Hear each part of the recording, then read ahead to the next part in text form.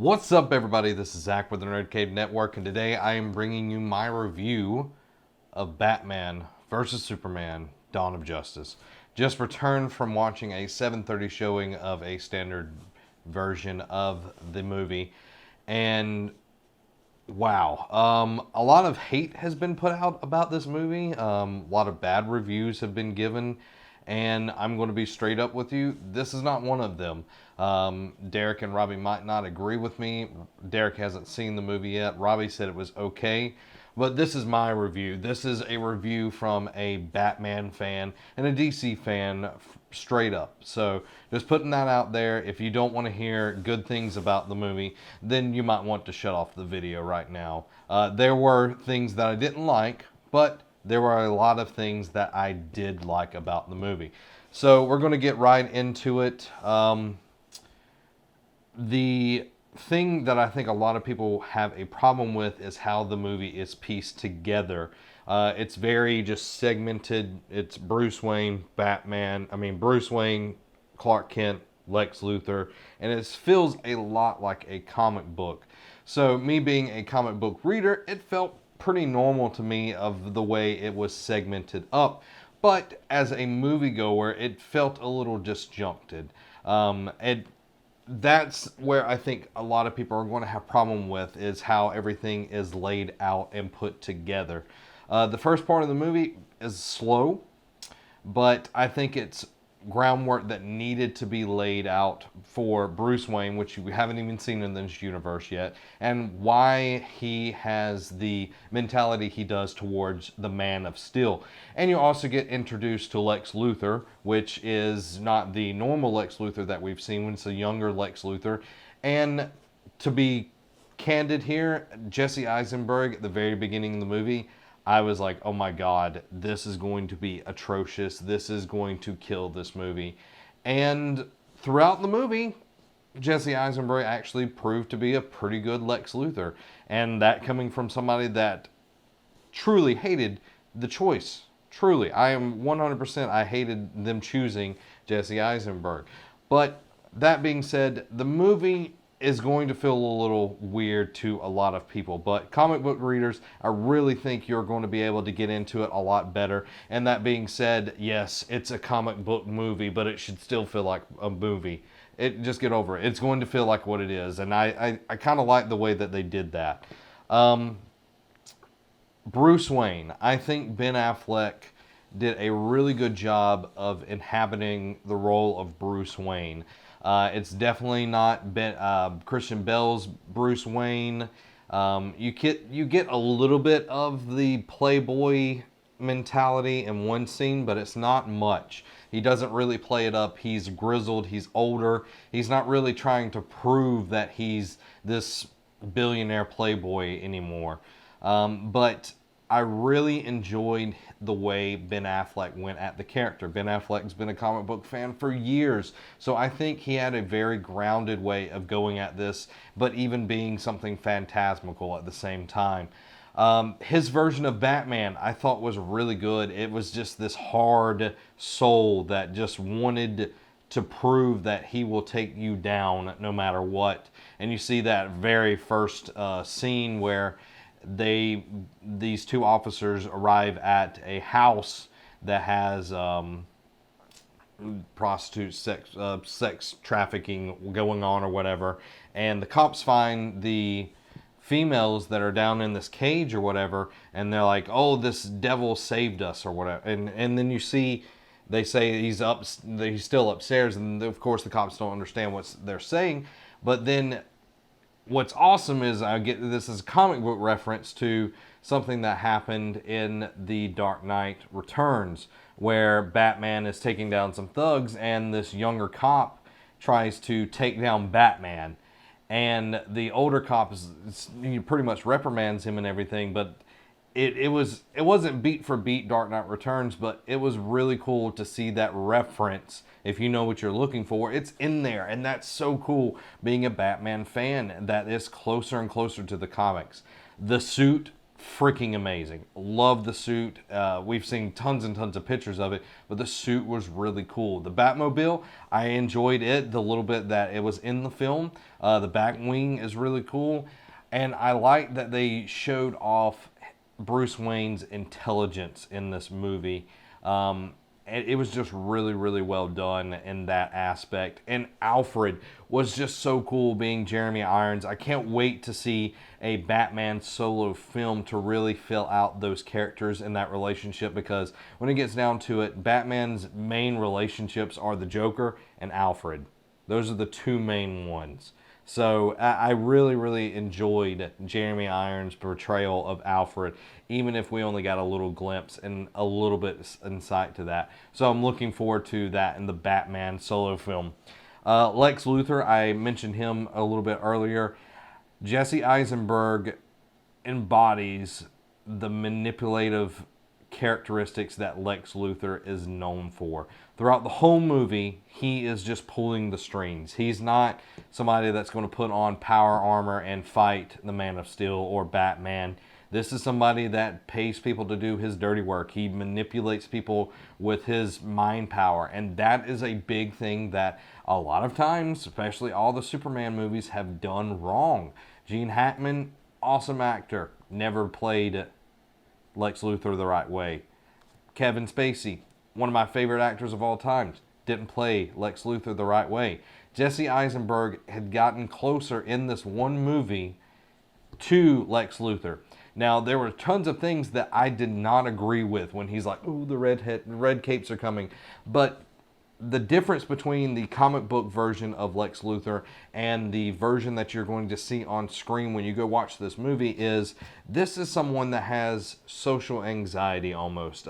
He's very, very smart, and he kind of rambles at times. And you see that when people are super intelligent, that they don't necessarily know how to handle social interaction. And I think they did that very well, and I think Jesse Eisenberg portrayed that really, really well in this film.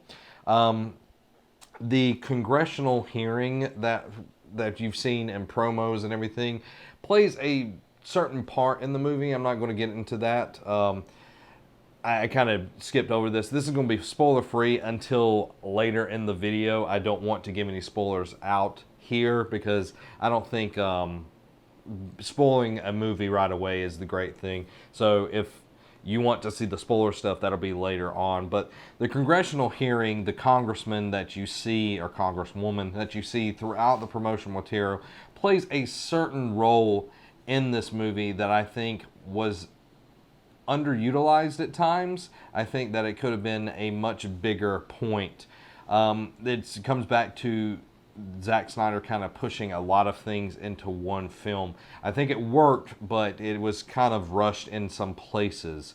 But it all goes back to Man of Steel, where things went down with Metropolis and some things that happened in the beginning of the movie. Like I said, very comic book oriented from cutting to cutting to cutting. Fight scenes were great. The fight scenes with Batman against just regular baddies, just great. The movement, him just taking people down, him actually getting hurt, felt really, just visceral and normal to see from playing all the Arkham games. I felt like, oh, this is actually how Batman would move and everything. And it was very close to it. He wasn't, jumping around and as much, but I thought him using the gadgets was done super, super well. So, fight scenes, amazing. The fight between Batman and Superman, yes, they fight. You already seen the promotional material, so that's not really a spoiler. That was so cool. I think they did that very well, and they took beats from The Dark Knight Returns, which I loved. They didn't adhere to it, specifically, but it was just really well done. And I think if you really like, a grittier movie, and it's not necessarily gritty, it's the ideas behind it are very well founded. That Batman, if there's a 1% chance that Superman could become this ultimate evil, then Batman needs to take it down. That there's no chance that he is going to let that be alive. And I think it's really done well throughout the movie that's there. There's some comic book references that I'm not necessarily going to get to in the spoiler-free part, just because I don't want to spoil anything in the movie that happens, because some of these references are spoilery. So just know that there are a ton of comic book references throughout the movie, and if you're really looking for them, you're going to be, the whole time I was like, oh my God, they just did that. I was telling Amy and Robbie that the whole time. It was just like, oh my God, they did that from this book, and it was just so cool to see that was coming into life into the DC cinematic universe, because this is the first time we're really getting it. And I know a lot of people are just like, well, they shoehorned everybody in, and they did a good job. And that gets me to the next point. Wonder Woman in this movie was used just the right way to make things believable. And of course, she comes into the very end where they fight a certain enemy, and we'll get to that in just a little bit. I think Wonder Woman is going to be one of the best DC movies that they are going to make. She pretty much stole the show, especially in the fight scene. Not used a lot throughout the rest of the movie, which I'm totally fine with. This is about Batman, Superman, and Lex Luthor. When it comes down, excuse me, sorry. Now, the other characters that we've been told that were going to be in the movie have been Aquaman, Cyborg, and the Flash. Cyborg, I think, was really cool. You could tell that what was going on fit the comic very well. So I'm excited to see what that is. I agree with Chris from Neek the Podcast that Cyborg might not need a solo movie on his own, but it was cool to see him in this movie. Aquaman, these are just little glimpses. Aquaman looked really cool. I can't wait to see Jason Momoa on screen. I loved him in Game of Thrones, and I think he's going to do justice to Aquaman and make him something that is just phenomenal, a standout character. The movie might not do necessarily well, but I think the character is going to be finally able to stand on his own. And the Flash, you get to see a little bit of him, and Ezra Miller, I think, will do a good job. I like the way that they're using the superpowers in that world, and I think it's going to be really cool. I would love to have Grant Gustin come back, come into the DC cinematic universe and be the Flash, be Barry Allen. But I think Ezra Miller is going to do a fantastic job. So those are shown in there, but the big one that everybody knew from the second trailer is Doomsday. Doomsday is in this movie. I'm not going to tell you how he gets into the movie, but Doomsday, you can either look at it as, oh, well, they're just throwing a big baddie, so the Trinity, the freaking Trinity on screen is just amazing. When they did that action pose, and you've seen it in all the promo material where Batman's on the left, Wonder Woman's in the middle, and Superman's on the other side. That is freaking amazing, because that is the first time the Trinity, not just Batman and Superman, but Batman, Superman, and Wonder Woman were on screen together, and they are so cool looking together and fighting together to beat this common cause was just so amazing. And I'm getting excited, because this is, a lot of people are going to say, well, Warner Brothers screwed this up or whatever, but this is the step that is going to take us to the Justice League, and that is something I've been waiting for so long. Marvel has done such a great job of creating their universe and making it believable by going step by step, doing characters by character. And I know a lot of people have been worried about, well, they're throwing everything into Batman versus Superman, Dawn of Justice. You've got Wonder Woman, Batman, Superman, Aquaman, Cyborg, and The Flash, all in this movie. How is this going to work? And it works. A lot of people might not like it, but it freaking worked. And I'm excited to see the Batman solo film, the Justice League, and all the other solo films that come after it, and to finally see the Green Lantern come back, and hopefully it be really good. But one thing I am excited about is Wonder Woman. That movie is going to be amazing, with Chris Pine in there, an amazing actor. I really enjoy seeing him act, and Gal Gadot just killed it as Diana. So Doomsday, just at the very beginning, I was like, oh my God, this is, when I first saw that promo material, I was like, oh my God, what are they doing? I was just very upset. I was like, why is he in here? I was very venomous about this. I was like, they are killing this movie. I wasn't even excited about Batman versus Superman anymore after that second trailer. I was like, this is going to be garbage. I don't want to watch this crap. You know, Marvel's going to keep, dominating like they have. And from the reviews that everybody else has been posting, they are dominating. But this movie's going to make a lot of money. But in the movie, Doomsday goes through a lot of changes and becomes something that is resembling what the comics is, or whatever word you want to use. And I like that. I like that they took it and they pushed it and they kept pushing it and pushing it. I am so glad that things went as well as they did, because they could have went really bad. Like, I'm not making up for things going the way they are, or some people might think they are bad.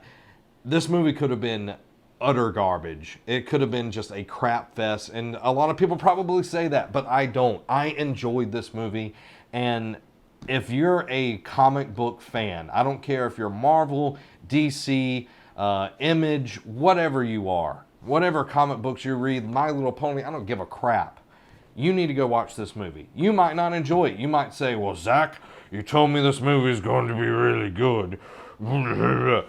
It is good. I enjoyed it.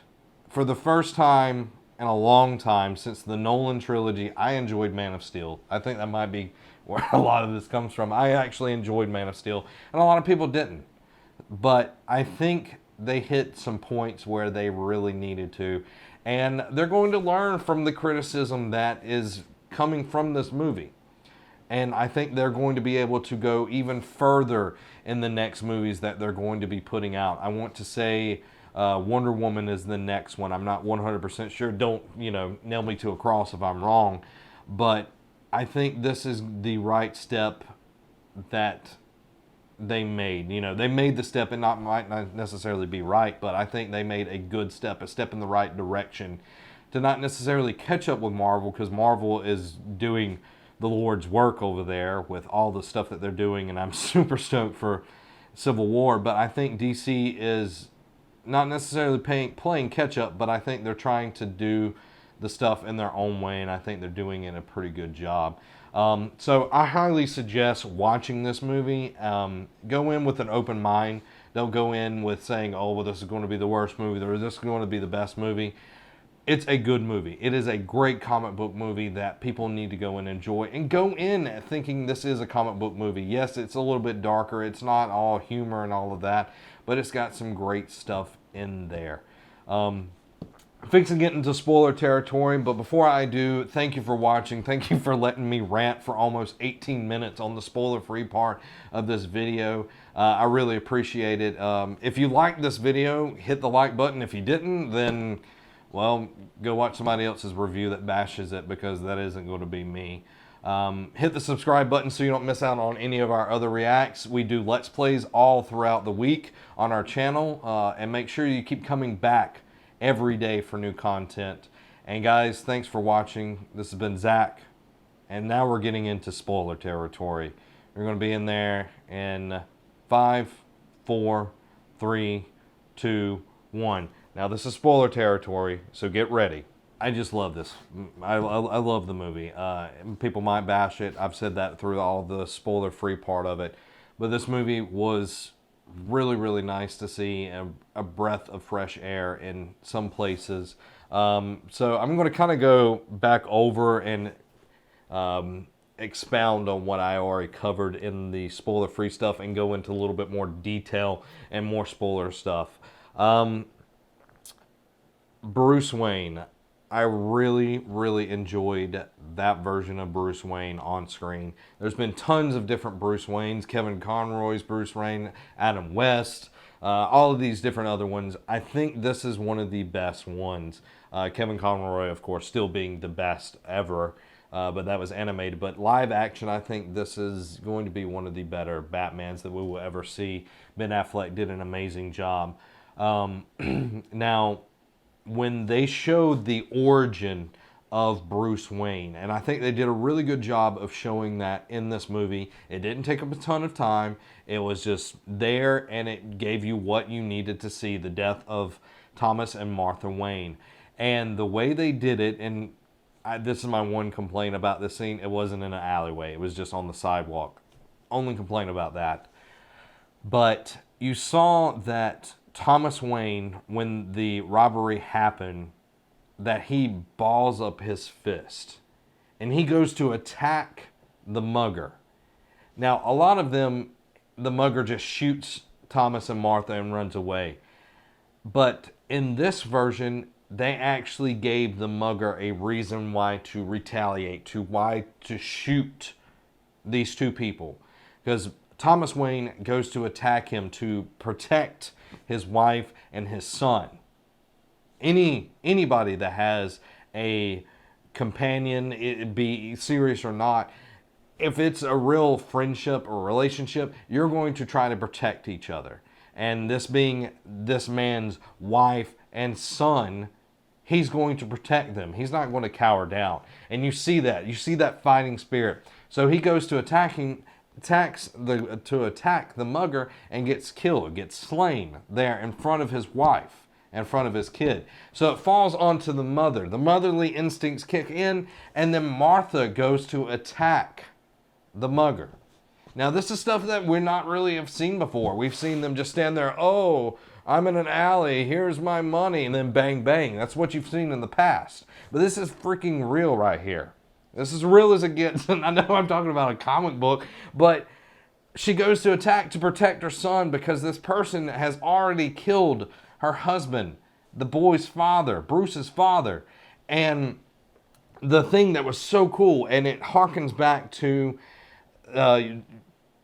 Year One. Sorry, I had a blank. Year One, one of Frank Miller's masterworks in comic books. Year One, The String of Pearls. When they showed that string of pearls and it wrapped around the gun, the action of the gun, and you see him pull the trigger and the hammer of the gun breaks the pearls. I was like, they did it. They freaking did it. And if you've ever read Year One or watched the animated movie, the pearls are a huge, huge symbol throughout it. That the pearls are the life that Bruce had going away. That string of pearls breaking, that's his life dropping and scattering everywhere. That he's no longer going to be Thomas and Martha Wayne's son. He's going to be an orphan raised by a butler. And I just like that. That was so cool to see that. And I've gone for like almost 4 minutes on this. To see that origin. I thought that was really, really cool. Lex Luthor, we're moving on to him. Lex Luthor was really interesting. I've already said this, I liked his conniving and manipulating ways and the way he used people throughout the movie, where he used that senator to get Zod's body and access to the Kryptonian ship, where he used the former employee of Bruce Wayne that lost his legs to do something unspeakable. That's so cool. That he is so manipulative, you know what I'm talking about. That he's conniving and just twists people to his whim to make a point or to pit Batman versus Superman. And just how it worked through the whole movie. Because at first I freaking hated it. I already said that, but I freaking hated Jesse Eisenberg. But he grew on me throughout the movie. Just the actions that he took to make Superman and Batman fight. That he would kidnap, he would go down to kidnapping not just Lois Lane, but Clark Kent's mother, Martha Kent. Yeah. If you didn't know, this is spoilers. But to kidnap them, Lois was an easy save. But Martha was the key to pitting him against Batman. That right there set up everything. Superman didn't want to fight Batman, but he was forced to. And that whole scene where he shows the pictures and everything, it was just kind of mind-blowing that they would go to that. And I really liked that, because that's only really one of the only things that's going to, is going to manipulate Superman.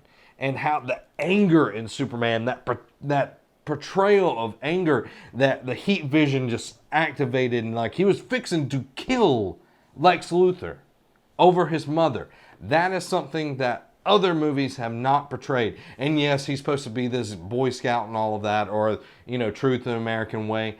But if your mother was in danger, you would be the same way. You would want to hurt and physically maim the person that stole your mother, to kidnap your mother, to make you do something. And I love that. I love that portrayal. Henry Cavill really just bit down on that and made that believable. I really, really enjoyed that, if you can't tell the way I'm talking about it. The congressional hearing, I can't remember, I think his name was Wally, the guy that lost his legs. I kind of saw that coming a little bit earlier on, that he would be the one that would detonate a bomb in this congressional hearing when Superman was there, to make it look like Superman is evil. And it's all back to Lex manipulating people. And that was just, I just liked that. I really, really enjoyed that. To the comic book references, there was a point in time when Bruce Wayne is having a flashback or a vision of him in the desert. You've seen him fighting the people and all of that. But what I kind of put this together, it takes a lot from the Injustice lore, where Superman is this overbearing, evil dictator of the world. And you're kind of wondering, why is this? What's going on? And they capture Batman, and they capture two of his soldiers, and Superman, he hits down, and his people kneel and all of that. And as he's walking, to show you how evil this version of Superman is, the two combatants that are Batman's, he uses his heat vision and just fries them, kills them right there. That was crazy. That was just crazy. I was like, wow, all right. This is a different Superman. He has nothing to lose here. But the thing in that scene was when Bruce Wayne woke up from what was about to happen. And Superman pretty much punched through him, because he, quote unquote, took her from him. Took his world from him. And of course, everybody knows his world is Lois Lane. And then you see Bruce wake up, and he's at the Bat computer, and then you see all this lightning going on, and then you see somebody, and sorry about that, you see the Flash. You see the freaking Flash using the Time Force to go back in time to tell Bruce Wayne that you were right, the key to him is Lois Lane. That you are always right about him. So if Lois Lane were to die in this movie, Superman would snap. He would become a dictator. He would control everything.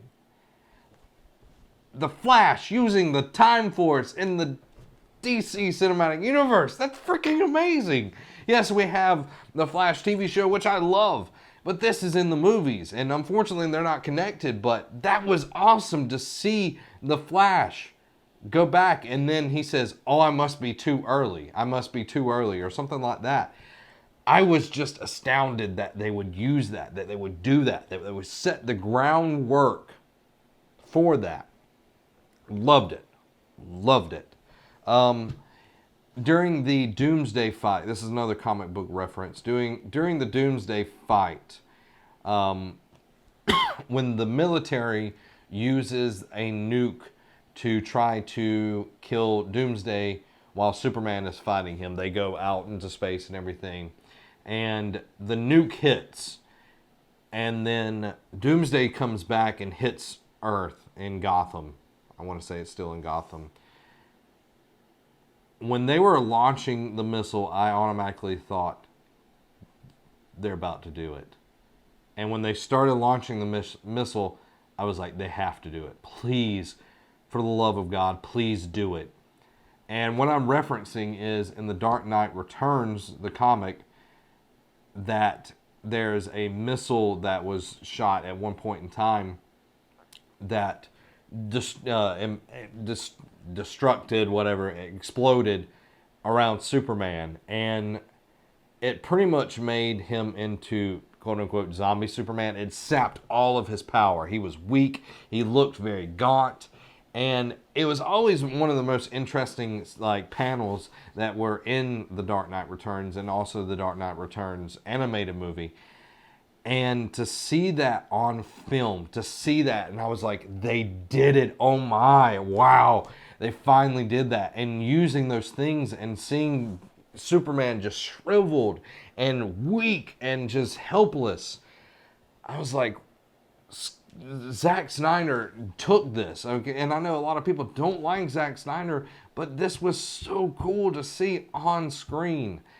And then you see the sun peek around the earth, and you just know what's fixing to happen. And the sun starts restoring Superman, and you see the gauntness go away, and his face start filling in, and then he's awake, and he's gone. That is just freaking amazing. And if you're a comic book fan, I don't know why you're not just blown away by that. Just amazing. To Doomsday. When you first see Doomsday, he looks very just plain, ordinary. And I like that they used him absorbing energy. I know that's not necessarily how Doomsday works in the comics and everything, but it kind of explained where he can go from this blank, bland-looking monster to having all the bones protruding and him looking a little bit closer to Doomsday.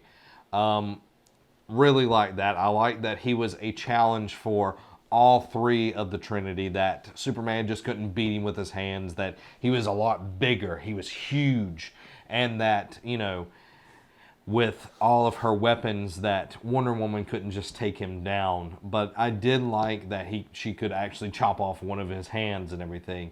And that leads me to another comic book reference, the death of Superman. That they actually freaking killed Superman in this movie. I was like, when it got closer and closer to it, I was once again thinking, are they fixing to freaking do this? Because they can't really bring Doomsday back again. They could, but it would be weird. They have to do the death of Superman in this movie. And having that happen, like, I knew what was going on. I was just like, they're fixing to do it. And when they did it, I was just like, wow. We're living in the day and age that we have not only seen the nuke hitting Superman, Injustice being referenced, Year One being referenced, The Dark Knight Returns being referenced, but also the death of Superman. That's amazing. I don't care what way you cut it. That's amazing. And yes, a lot of people were upset when they put out the second trailer, me being one of them, but I think they utilized the enemy the right way. Just really, really cool. Let's see if there's anything else. I think the Aquaman, Flash scene, and Cyborg was really cool. I can't wait to see what they do with those three, especially the Flash and Aquaman. Cyborg, like I said, I don't know if necessarily needs his own movie. But I think this movie, if you're a DC fan and you just listen to me ramble on for however long I've been going, for quite some time, you need to go support this movie. You need to go out and put your money down and say, hey, I support this movie. Here's my criticisms, though. I support it, but here are my criticisms, and please listen to those, because there are some. Jesse Eisenberg's last scene, where he's in the jail cell. I'll go ahead and explain this. There's the jail cell. This prison guard said, put your head on the wall, your hands behind your back, and then it goes dark, and then Batman appears. And he's got his brand, which I'm not necessarily cool on the branding stuff. It doesn't really feel like it. I understand getting hit with a batarang or whatever, but he's fixing to brand Lex Luthor with the bat symbol. And he's pretty much saying, once the bells are rung, they can't be unrang, talking about Superman's death. And when he starts referencing that there's something out there that knows that Superman's dead, my thoughts, in which I'm sure everybody else thinks this as well, is that's Darkseid. That Darkseid is the big baddie for Justice League, which I wish they would hold off for that, but I'm assuming that Darkseid is going to be the big bad for the Justice League, since they used Doomsday for this one. But at the end, where he's like getting to this big fervor and saying ding dong and all of that, it just came off a little weird and just kind of forced. And I told Robbie, I was like, I can't really take a villain seriously when there's snot running down his nose, like his lip. That scene, I think they could have done a little bit better and shot a little bit different and had some different dialogue between, like at the very end. But overall, this movie was really fun to watch. I would love to go back and see it again to see if I missed anything. Gal Gadot, though, definitely stole the show during the fight. It just was really cool. I want to see more from her. I've seen Superman for a while, and I would definitely want to see more Batman, but her portrayal of Wonder Woman was really, really cool, and I can't wait to see the Wonder Woman film that is going to be made in the next year or so, or they're filming right now. But guys, if I missed anything, let me know in the comments below. I know I kind of missed a lot of things, but let me know what your favorite part was from the movie. What did you think of it? Let me know in the comments below. I know people aren't going to have the same high praise as I do, but as a DC fanboy, I really like this movie, and it has its skeletons in the closet, but I think this is a good first attempt for the DC cinematic universe. And let me know what you think below. Who do you think stole the show? Who was your favorite from the Trinity? Batman, Superman, or Wonder Woman? And guys, thanks for watching. Make sure you keep coming back for all of our awesome content throughout the week. And if you're looking for comic books that you need to read from Batman or Superman, me and Chris from Neat the Podcast did a top 5 Batman and Superman comics that you need to read. Guys, this has been Zach, and have a week.